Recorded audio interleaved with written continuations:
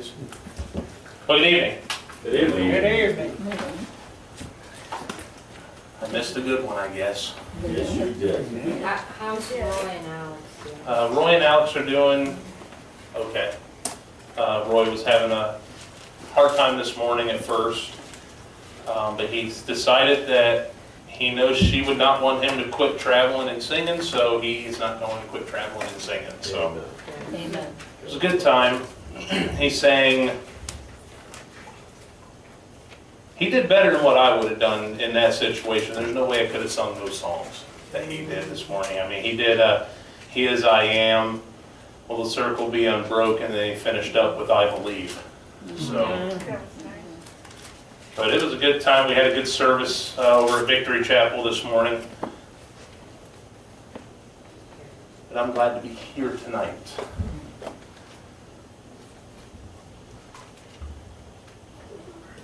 I tried doing the whole contacts thing. No, it's tough. I ripped them. Oh, did you? I ripped my test set that they gave me. So I'm like, okay. Maybe I'll never get contacts. So tonight we're going to be in Daniel chapter 2. Did everybody like the way it kind of went last week? That work out? Okay. Because if not, oh well. Tonight we're going to maybe get through chapter 2. I'm not making any promises on this. This is a long chapter. A lot of stuff happens in chapter 2. And there's some side note things that I want to talk about as well. But I mean, this is Nebuchadnezzar's first dream. So his first dream was imparted early in Daniel's experience in Babylon. The dream is significant because it provides a history of the world through 4 successive Gentile empires. During the final phase of the 4th empire, all earthly dominions will be destroyed and the eternal kingdom of God will be established.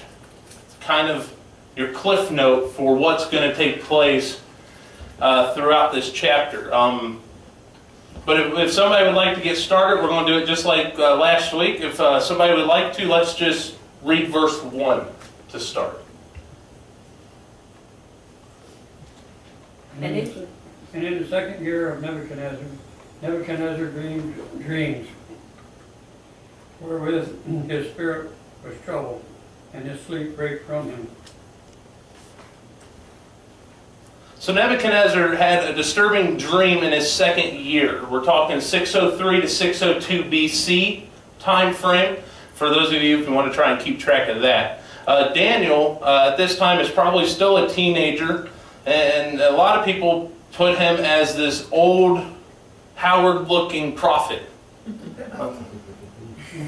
We'll start it like that. You know, you get these pictures of what Daniel might look like. A lot of people, the long white beard and stuff like that, very aged. But a lot of scholars actually believe he is still a teenager, possibly at this time, given the time frame, the 603 to 602. So ancient people believed that dreams were messages from the gods. This is even the Babylonians believed that these were messages from God. And apparently there's something in this dream that causes Nebuchadnezzar to fear the strange revelation that was contained in the message. And the thing is, if you ever study on every king, there's always superstitions. And Nebuchadnezzar was a superstitious king, and this dream definitely did frighten him. So he did what anybody in that position would do. He started calling in what he considered his wise men. And so that's what we're going to get into now. If somebody would like to read verses 2 through 4.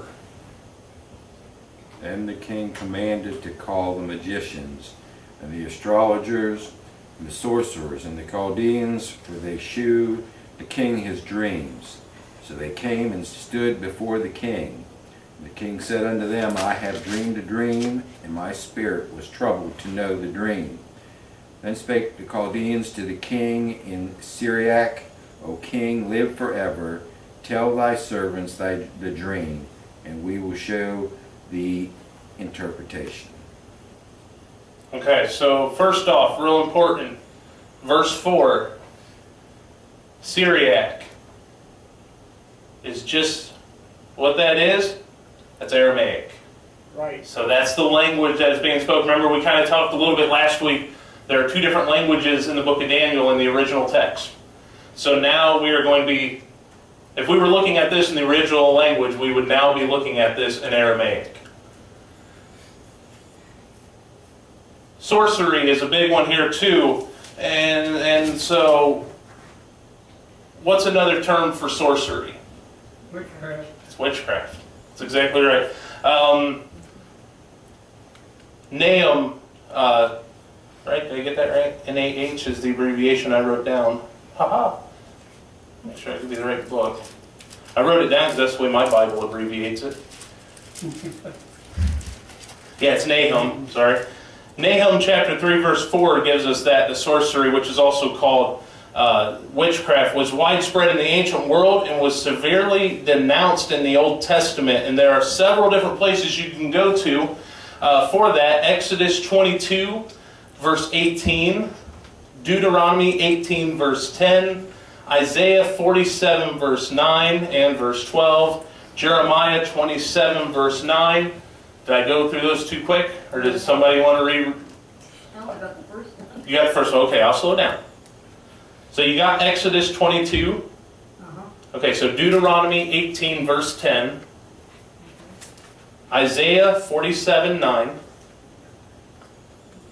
Also verse 12 of Isaiah 47.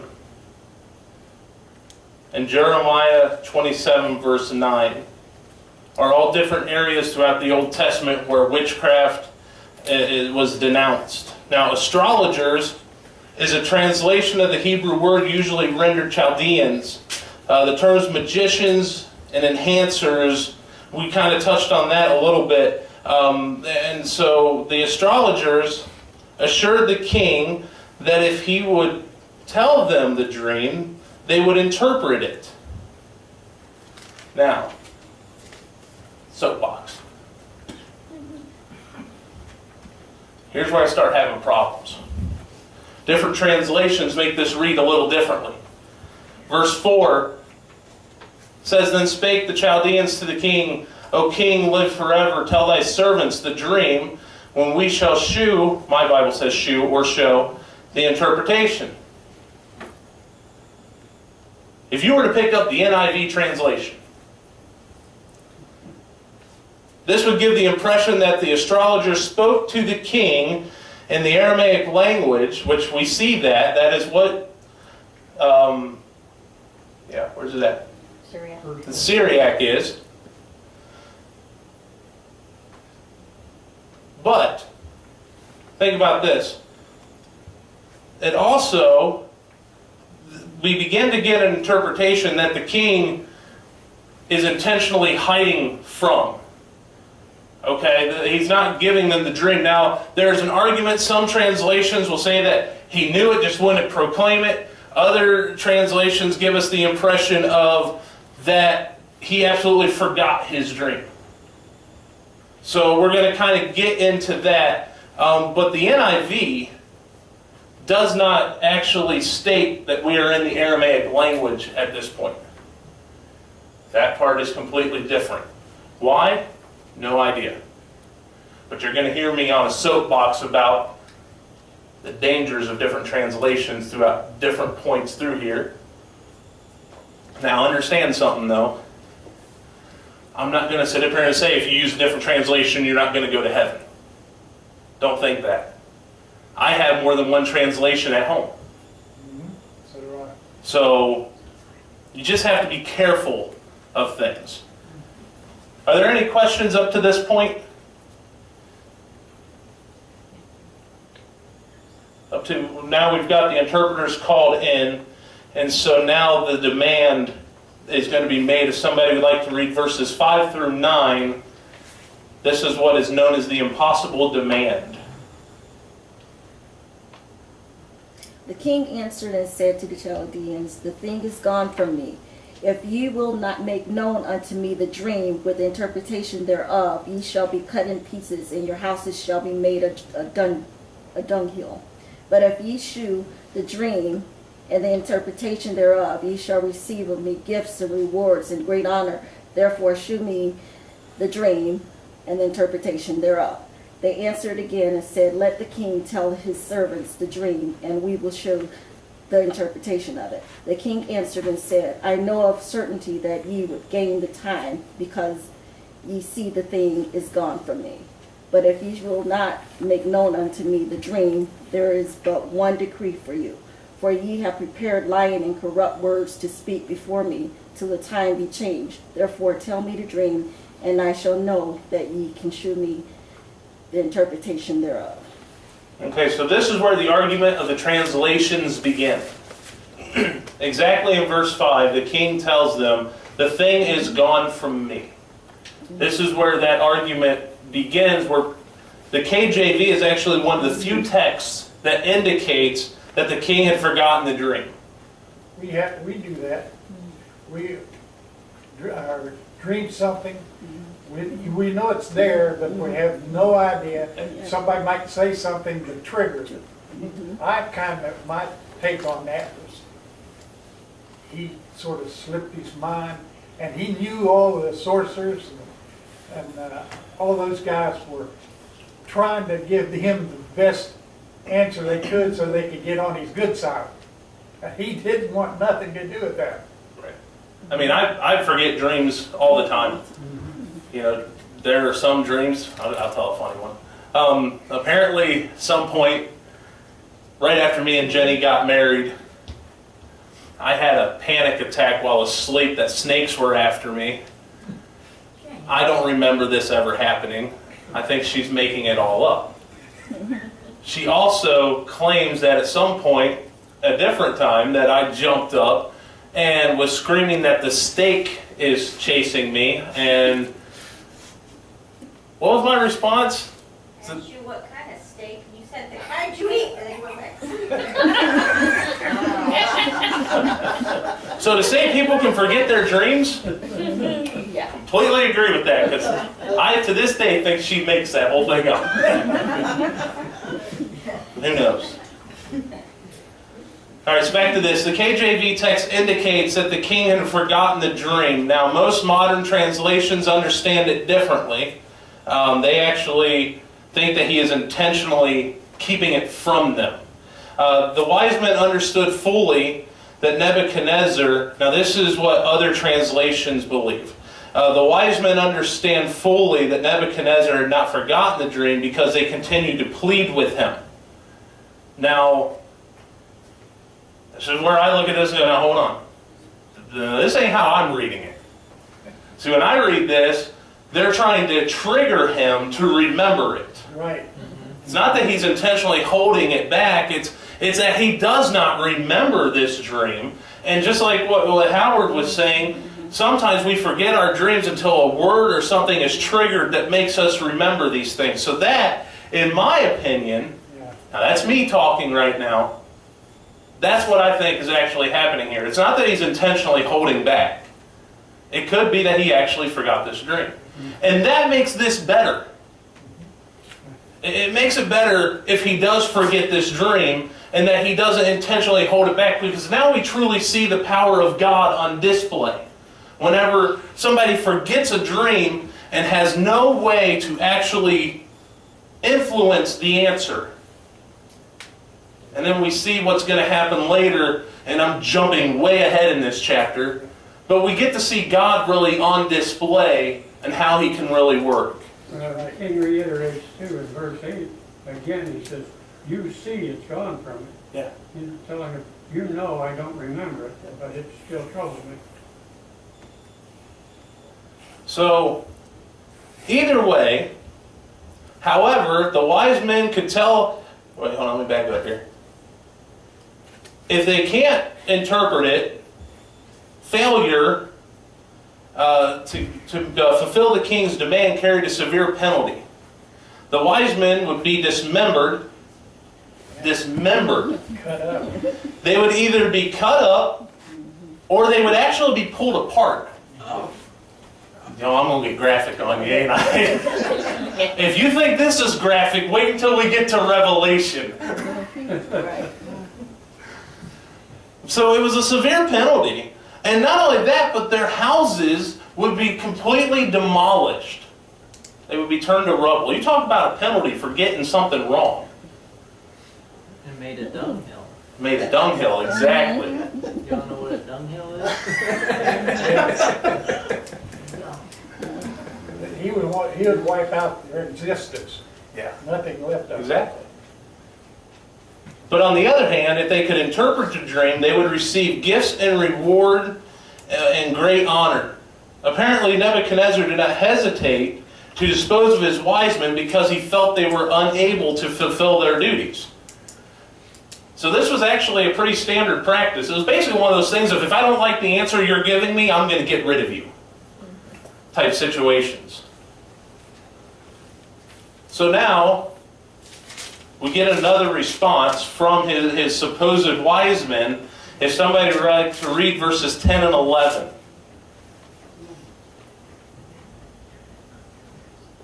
The Chaldeans answered before the king and said, "There is not a man upon the earth that can shew the king's matter. Therefore there is no king, Lord, nor ruler that asks such things of any magician, or astrologer, or Chaldean. And it is a rare thing that the king requireth, and there is none other that can shew it before the king except the gods, whose dwelling is not with flesh." So can we just stop for a minute and realize what they just admitted? Right.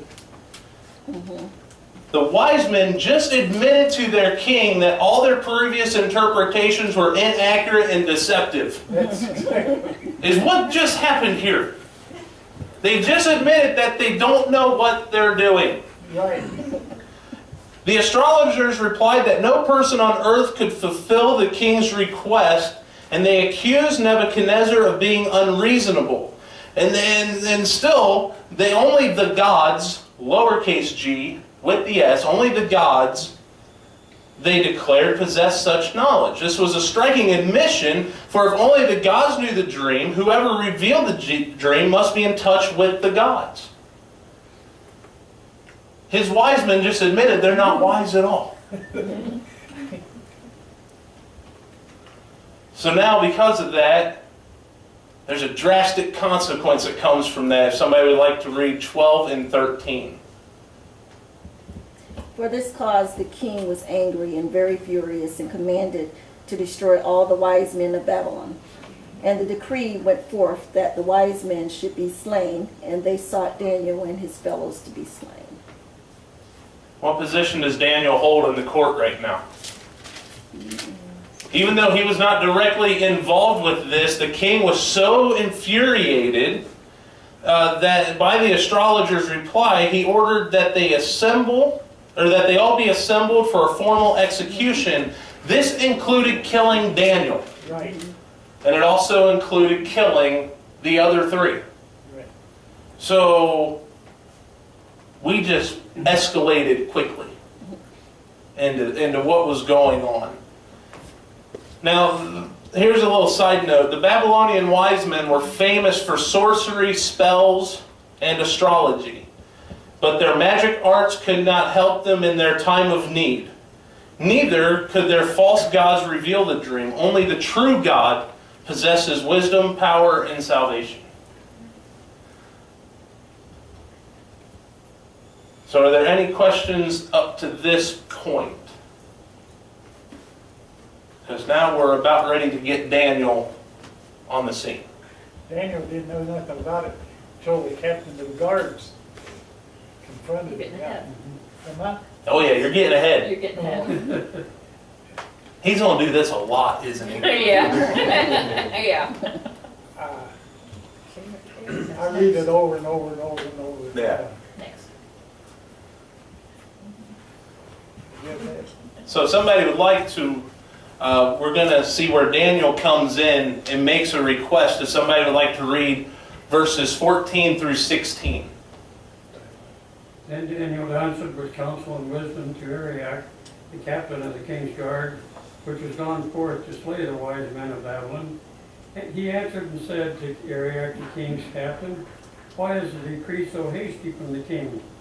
Then Arioch made the thing known unto Daniel. And Daniel went in and desired of the king that he should give him time, and that he would show the king the interpretation. So when Daniel finds out everything that's going on, he goes to Nebuchadnezzar and asks for time to interpret the dream. And at this point, evidently, we can assume right now that the king grants that. I think the hot-headedness of his beginning sort of cooled down a little. That's how I get taken. And also, you see that Daniel also assures the king that his God could reveal the dream and its interpretation within a reasonable interval. He just needed time to talk to God about it, is what he was after. And one thing, too, to point out is, at this point, the way that I'm reading this is, like you said, Daniel is just now learning about what took place. He was not actually there whenever everything happened. He wasn't there when Nebuchadnezzar flipped his lid and ordered everybody to be killed. So he's really stepping in at this point. And then... This was right after Daniel's schooling, wasn't it? Yeah. Yeah, this is like right after he goes through those 3 years of schooling or whatever, yeah. So then we end up seeing there's a revelation that takes place. If somebody would like to read 17 through 19. Then Daniel went to his house and made the thing known to Hananiah, Mishael, and Azariah, his companions, that they would desire mercies of the God of heaven concerning this secret, that Daniel and his fellows should not perish with the rest of the wise men of Babylon. Then was the secret revealed unto Daniel in a night vision. Then Daniel blessed the God of heaven. If there's ever a lesson in prayer, it's right here. Right there. There you go. So a quick side note before we get into what actually is happening here. God's revelation was granted in response to Daniel's petition. Believers should not grow weary in prayer, for God hears and answers their cries for help. These verses also illustrate the value of collective prayer. You understand that? Collective prayer. Special power seems to be promised when believers worship and pray together as a group. Matthew 18, verses 19 through 20 tell us that. And prayer should always include thanksgiving. Amen. Yeah, you notice there too, before he ran to Ariat, he took time to thank God for the answer. Yes. Yes. And goes along. Did anybody see, thinking about tonight, I put a post on Facebook. And it was kind of tied to this. When you wake up every morning, do you thank God? Or do you post it on Facebook first? You know, and the thing is like everybody's light bulb just went off. Boom! Do I do that? But the thing is whenever we, and it's even in our prayer life, whenever we see God answer a prayer, do we tell everybody about it or do we thank Him first? There has to be an order. You were going to say something, Howard. Yeah. See, you got two different things here. You got visions and dreams. Mm-hmm. Tell me the difference between the vision and the dream. Why did I not prepare for that question? I think in dreams, our own mind puts stuff together. Mm-hmm. Vision is straight from God, period. Yeah. Okay, so I'm going to answer your question. All right? Visions are straight from God.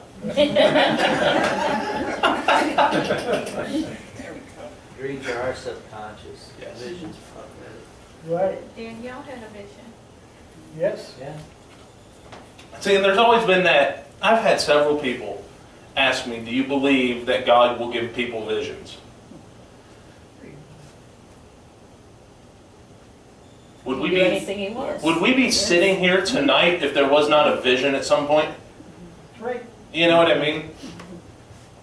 Because this wasn't something that I just went and said, hey, let's do this. You know, this was something that it just came to me. You know, plus there was a lot of that whole, hey, you should teach on this going on, but I'll be honest with you, I just ignored half of you whenever you said that because I wasn't ready yet. But then when God speaks and tells it to move, that's when you have to move on it. Right, amen. So 17 through 19 is the revelation. Daniel hurried home and explained the situation to his friends. Notice which names are used right here. It's not Shadrach, Meshach, and Abednego. What was the question that was asked last week? Yeah, Where we were talking about the names? Yeah. Babylonian names. Even Daniel, his Babylonian name was used when he went before the king. Right. Yep. So the first thing he does, he gets to his friends and he calls the group to a time of prayer. Here is a beautiful picture of 4 young men, possibly still in their teens, united in prayer. If there's ever something we need today, it's young people united in prayer. Amen. Yes. And Daniel is that example. This was a life and death crisis, and they pleaded with God to have mercy on them to preserve their lives. During the night, the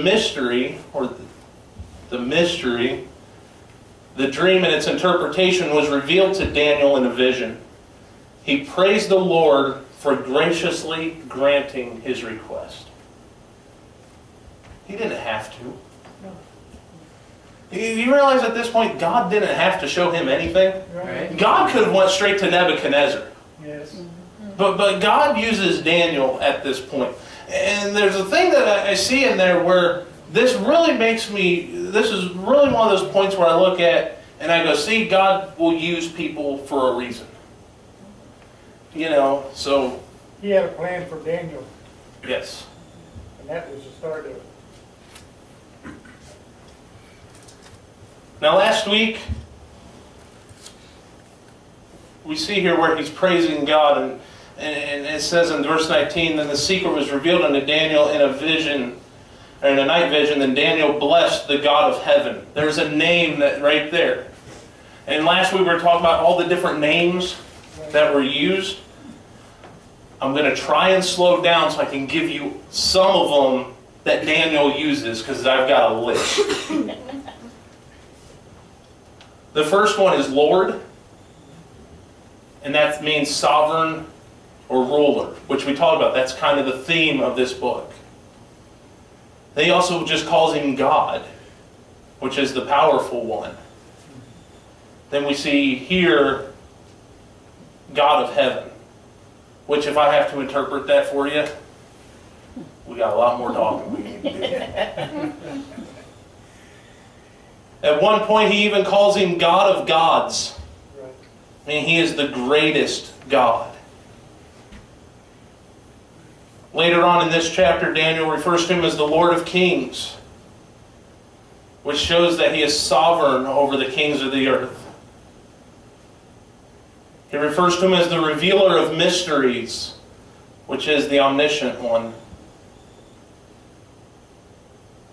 He reiterates the God of gods by calling him the Most High God, which is the God above all.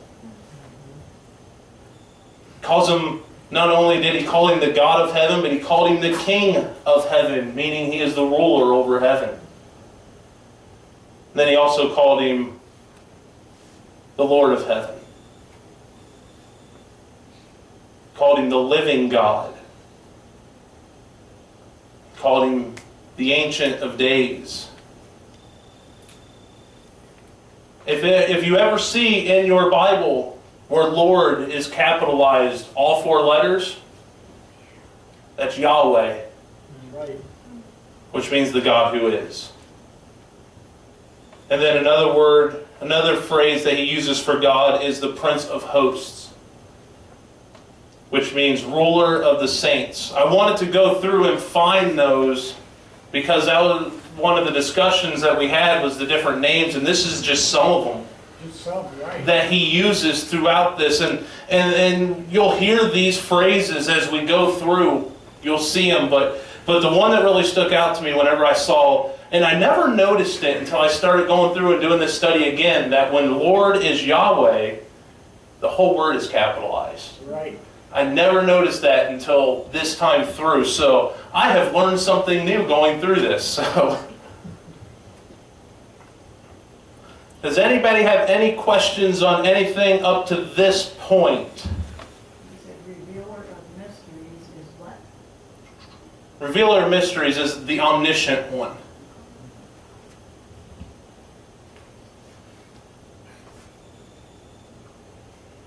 We see Christ from the beginning, Yes. from the very beginning of time. Yeah. Yes, we do. My wife wants me to shut up. I notice that every now and then. I see a nudge. I see it every now and then. Don't shut up. Well, trust us, as far as I'm concerned, we have until the Lord comes back to finish this study. So, Amen. Amen. That's right. I just love this. I do. I usually nudge him when he starts trying to get too far ahead of me. you're trying to keep from jumping me. Yeah. All right, if somebody would like to read verses 20 through 23. Daniel answered and said, Blessed be the name of God forever and ever, for wisdom and might are his. And he changed the times and the seasons. He removeth kings and setteth up kings. He giveth wisdom unto the wise, and knowledge to them that know understanding. He revealeth the deep and secret things. He knoweth what is in the deep darkness, and light dwelleth with him. I thank thee and praise thee, O thou God of my fathers, who hast given me wisdom and might, and hast made known unto me now what we desired of thee. For thou hast now made known unto us the king's matter. Notice the pattern that just took place. He got the three with him. The four of them went together in prayer. They got their answer. He praised them for giving the answer. And then what did he immediately turn around and do? He went right back into prayer. Yeah. See, I think at times we forget, and I just moved that. I think at times we forget that you don't have to go to the Lord in prayer just because something is wrong. That's right. You know, prayer should be a two-way conversation that takes place. We should be so comfortable in our prayer life that we don't have to have something wrong in our life to talk to God. That's it. He's supposed to be a friend. He's a friend that sticks us closer than a brother to us. We only go whenever we have a problem. And how many times have we thought in our own lives that we need to go to prayer because a prayer has been answered? I mean, think about that. Have we ever got our answer and a prayer has been answered in our life and we've immediately went right back into prayer just to thank Him for it? I used to tell people whenever I pastored that the altar was used for more than just our problems and our pains. It was a place that we could also go and be thankful. And so what we see here is these verses record one of the most beautiful praise prayers in the entire Bible. Look at how he words this stuff. He starts out, Blessed be the name of God forever and ever. The wisdom and might are His. I mean, whenever you read this, if you don't see this as a beautiful prayer, check your pulse. Because it really is a beautiful prayer. Daniel praised God for his wisdom, demonstrated by his knowledge of the dream and his great power, manifested by the Lord's sovereignty over the events of human history. That's what he's praising Him for. You know, they had no doubt. The four of them had no doubt that God would. They knew He would answer. And that's another thing. I was going to talk about this next, but we'll just go ahead and do it now. They believed before they ever prayed. Right. Do we believe before we... I'm going to start preaching. You said it wouldn't be long, Dennis. See, it comes down to, do we believe that God can answer our prayers? Yes.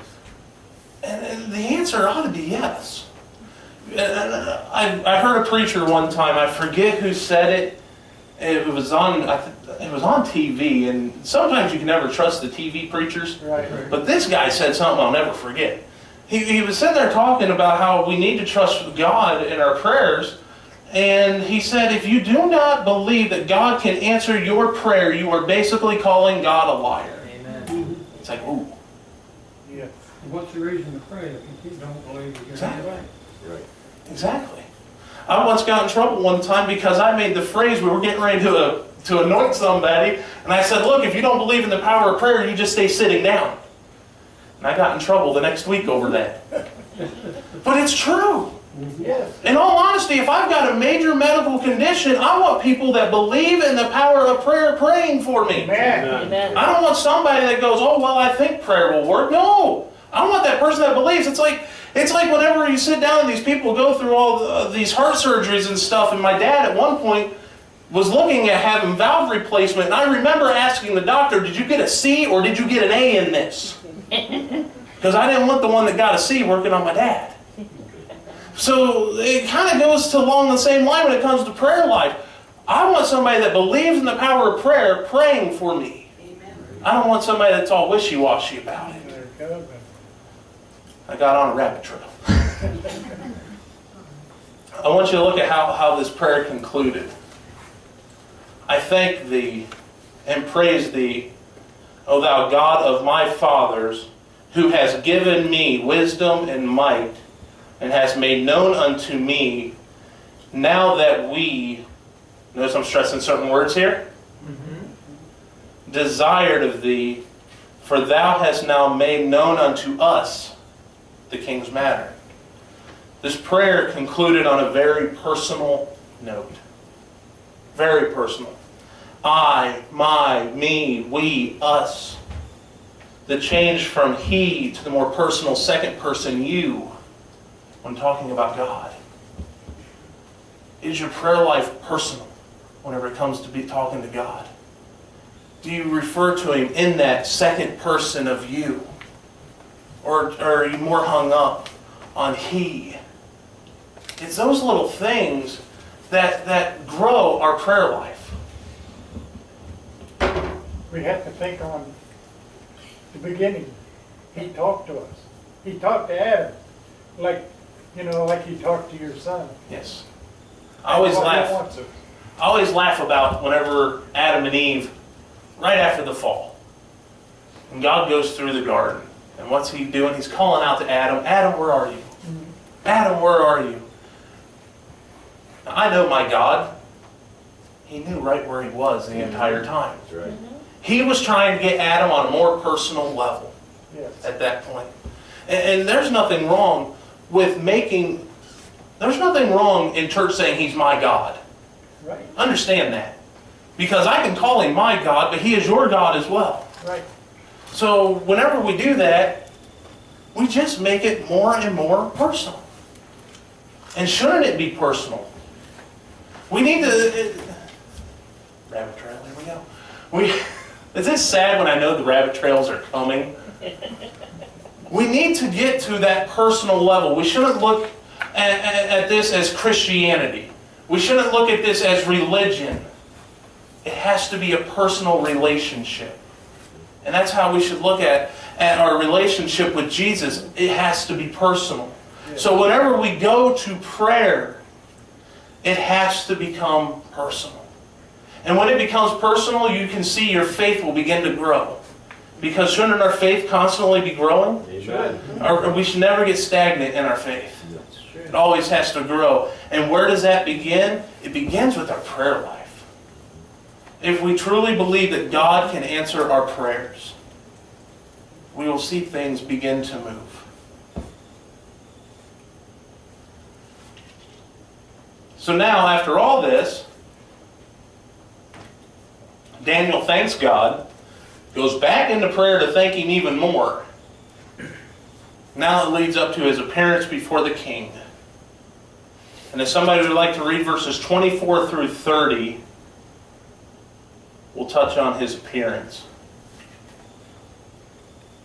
Therefore Daniel went into Arioch, whom the king had ordained to destroy the wise men of Babylon. He went and said thus unto him, Destroy not the wise men of Babylon. Bring me in before the king, and I will show unto the king the interpretation.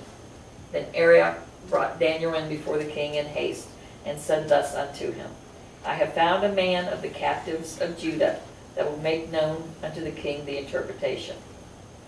The king answered and said to Daniel, whose name was Belteshazzar, Art thou able to make known unto me the dream which I have seen, and the interpretation thereof? Daniel answered in the presence of the king, and said, The secret which the king hath demanded cannot the wise man, wise man, the astrologers, the magicians, the soothsayers show unto the king. But there is a God in heaven that revealeth secrets and maketh known to the king Nebuchadnezzar what shall be in the latter days. Thy dream and the visions of thy head upon thy bed are these. As for thee, O king, thy thoughts came into thy mind upon thy bed, what should come to pass hereafter. And he that revealeth secrets maketh known to thee what shall come to pass. But as for me, the secret is not revealed to me for any wisdom that I have more than any living, but their sakes that shall make known the interpretation to the king, and that thou mightest know the thoughts of thy heart.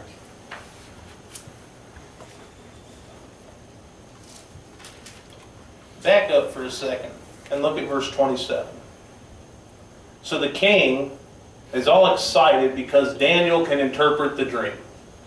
And Daniel is quick. At this point, he is quick to tell the king who is the one really figuring this out. See, it's all about God. Daniel at this point could have said, yeah, I figured it out. But he chose to give honor and glory to God for revealing to him what the dream was. So Daniel found Arioch, the captain of the guard, and implored him not to kill the wise men because he was now prepared to interpret the dream. The young prophet was careful to give God all the glory, and he acknowledged to the king that no human could know the mystery, but there is a God in heaven who reveals mysteries. And see, I love that. There's a cardinal principle that goes throughout the Bible, centered around the thought of there is a God in heaven. Yes. Amen. If there is not a God in heaven, then what are we here for? That's right. You understand that? And I understand that people still have their religions, even though they are not serving the true God.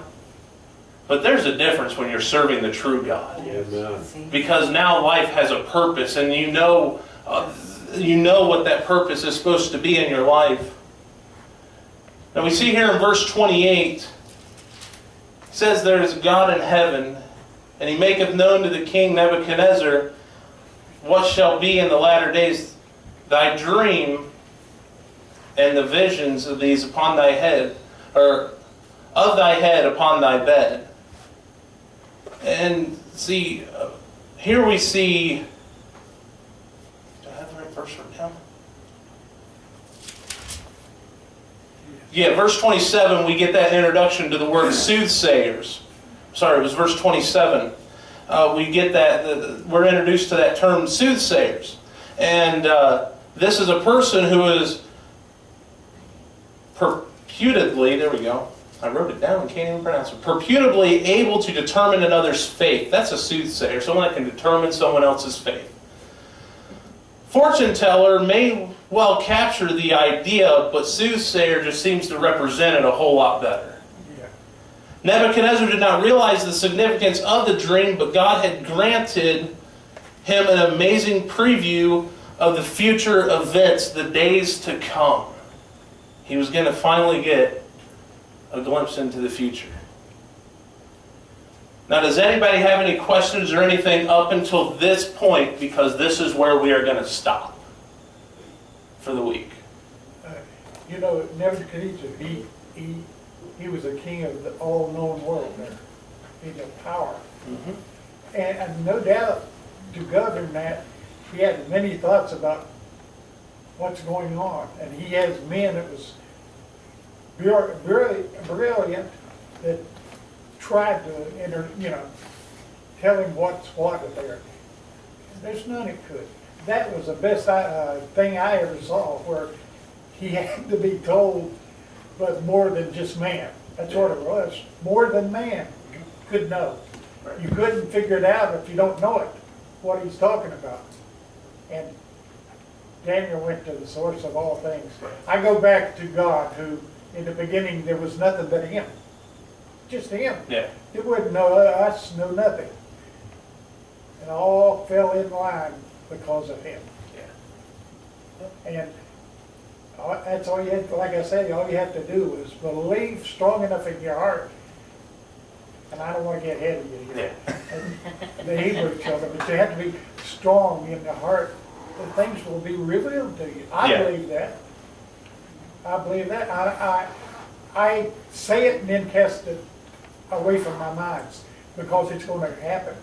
I know it's going to happen. So why worry about it now? I mean, one thing about the way our lives go is that there are circumstances that come into our lives where it looks impossible from our earthly perspective.